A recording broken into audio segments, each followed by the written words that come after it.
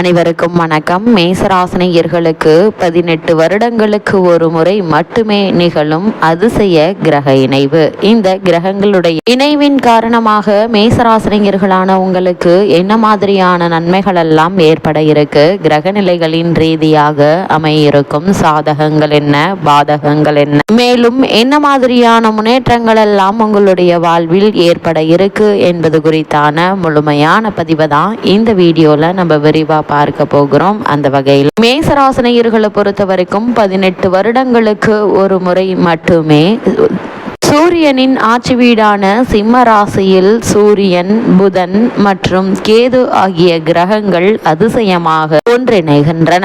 இந்த கிரகங்களுடைய சஞ்சார நிலைகளின் காரணமாக மேசராசினியர்களுடைய வாழ்வில் குடும்ப சூழ்நிலை ரீதியாக என்ன மாதிரியான நன்மைகள் எல்லாம் ஏற்பட இருக்கு என்று பார்க்கும்போது, முதலாவதாக சூரிய பகவானை பொறுத்த வரைக்கும் சூரியன் நவகிரகங்கள்ல முதன்மையானவர் என்று ஜோதிடத்தில் கருதப்படுது. சூரியன் ஆத்மா, தன்னம்பிக்கை, தலைமை பண்பு, கௌரவம், அதிகாரம் ஆகியவற்றின் காரகன். சூரியனின் மற்றொரு பெயர் ஆதித்யன், பாஸ்கரன், ரவி, சவிதா, தினகரன். சூரியன் காசியப முனிவருக்கும் அதிதி தேவிக்கும் பிறந்தவர் என்று புராணங்கள் குறிப்பிடுகின்றன. சூரியன் ஒருவருடைய ஜாதகத்தில் நல்ல நிலையில் இருந்தால் அவருக்கு கௌரவம், அந்தஸ்து, பதவி, பொறுப்புகள் அனைத்தும் தானாக தேடி வரும். அதே போல் கேதுவை பொறுத்த வரைக்கும் நவகிரகங்கள்ல ஒரு நிழல் கிரகம். சூரியன் சந்திரனை போல ஒளி தரும் கிரகம் கிடையாது. புராண கதையின்படி பார்க்கடலை கடைந்த போது கிடைத்த அமிர்தத்தை தேவர்கள் அருந்திய சமயத்தில் ஒரு அசுரன் தேவர்களின் வரிசையில் அமர்ந்து அமிர்தத்தை பெற்றார். அந்த அசுரனை மோகினி வடிவில் இருந்த திருமால் தனது சக்கரத்தால் இரண்டாக பிரித்தார். தலைப்பகுதி ராகு என்றும் உடலின் மற்ற பகுதி கேது என்றும் கூறப்படுகிறது. அதனால் ஜோதிடத்தில் ராகுவும் கேதுவும் எப்போதும் எதிரெதிர் புள்ளிகளில் இருப்பதாக கருதப்படுகின்றன.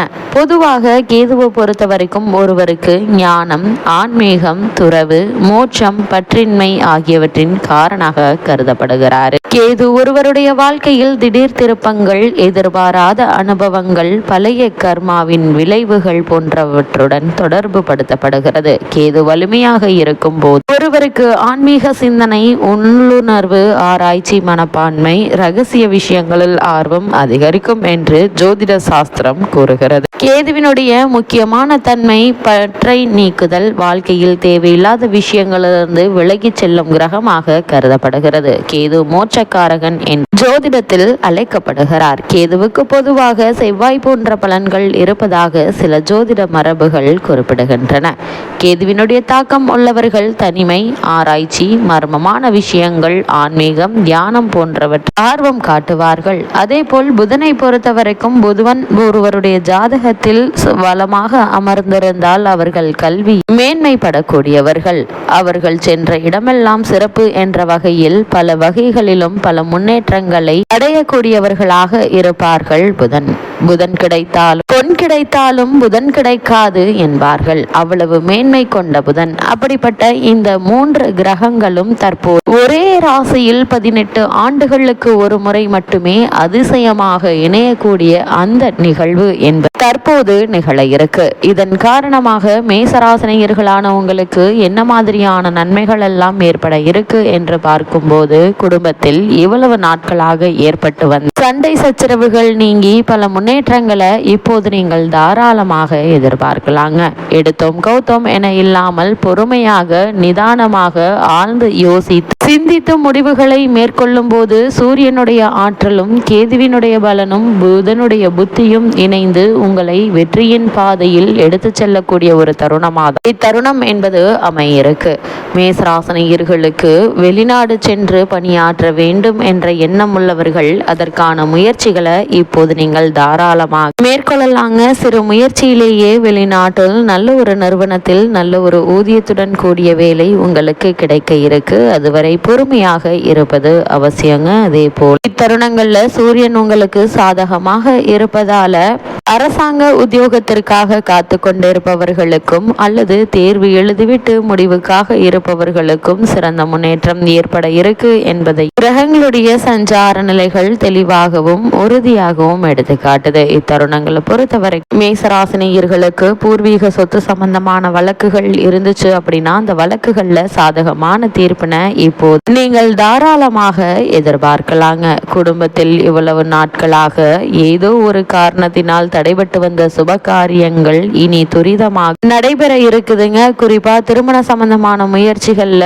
ஏதோ ஒரு காரணத்தினால் ஏற்பட்டு வந்த தடைகள் தாமதங்கள் நீங்கி சிறு முயற்சியிலேயே நல்ல ஒரு வரன் அமைய இருக்குதுங்க. இருந்தாலும் கூட மற்ற கிரகங்களுடைய சஞ்சார நிலைகளை ஆராய்ந்து பார்க்கும் போது வரனை பற்றி தீர விசாரித்து ஆராய்ந்து அதற்கு பிறகு வரனை நிச்சயிப்பது மேசராசினியர்களான உங்களுடைய எதிர்கால வாழ்க்கைக்கு மிக மிக நல்லதுங்க. அதே போல் சில வருடங்களாக புத்திர பாக்கியத்திற்காக ஏங்கிக் கொண்டிருக்கும் மேசராசினியர்களுக்கும் கூட இந்த கிரகங்களுடைய இணைவின் காரணமாக புத்திர பாக்கிய யோகம் கிடைக்க இருக்குதுங்க. இதனால் குடும்பத்தில் ரெட்டிப்பு மகிழ்ச்சி ஏற்படக்கூடிய ஒரு தருணமாக தான் இக்காலகட்டம் என்பது அமையிருக்கு. கிரக நிலைகள் தெளிவாகவும் உறுதியாகவும் எடுத்து காட்டுதுங்க. உத்தியோகஸ்தர்களுக்கு காரணமே இல்லாமல் மறுக்கப்பட்டு வந்த பதவி உயர்வு, ஊதிய உயர்வு, உத்தியோக கிடைக்க வேண்டிய சலுகைகள் ஆகியவற்றை எதிர்பார்க்கலாம். குறிப்பாக மேசராசினியர்களை பொறுத்த வரைக்கும் உங்களை வீழ்த்த வேண்டும் என்று நினைத்தவர்கள் முன்னிலை நீங்கள் வீரின்றி எழுந்து என்னை யாராலும் வீழ்த்த முடியாது என்று சொல்லக்கூடிய அளவிற்கு உங்களுடைய வளர்ச்சி அமைய இருக்குதுங்க.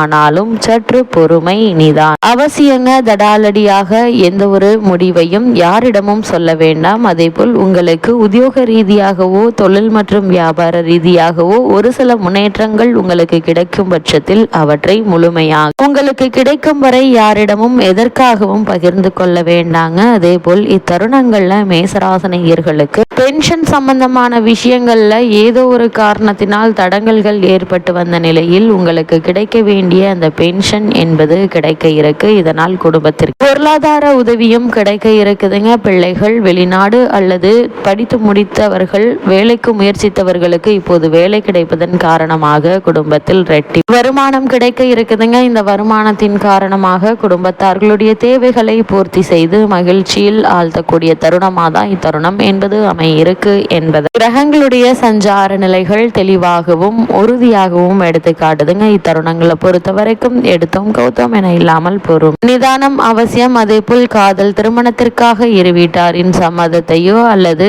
அந்த காதலிக்கும் பெண்ணின் சம்மதத்தையோ நாடி இருப்பவர்கள் சற்று பொறுமையாக நேரம் கொடுப்பது அவசியங்க. உடனடியாக எந்த ஒரு முடிவையும் கேட்க வேண்டாம். பொறுமை நிதானம் அவசியம் என்பதையே கிரகநிலை மீண்டும் மீண்டும் உங்களுக்கு தெளிவுபடுத்துது. இக்காலகட்டத்தை பொறுத்த வரைக்கும் மேசராசினியர்களுக்கு கிரகநிலைகளின் ரீதியாக கூறப்படும் பரிகாரம் என்ன என்று பார்க்கும்போது வீட்டிற்கு அருகாமையிலுள்ள திருக்கோவிலுக்கு சென்று தீபமேற்றி வைத்து வழிபடுங்க. இவ்வளவு நாட்களாக என்ன மாதிரியான தடைகள் தாமதங்கள் ஏற்பட்டு வந்தாலும் அவை அனைத்தும் நீங்கி நல்ல ஒரு முன்னேற்றம் நிச்சயம் உங்களுடைய வாழ்வில் ஏற்பட இருக்கு என்பதை கிரகநிலைகள் உறுதியளிக்குது.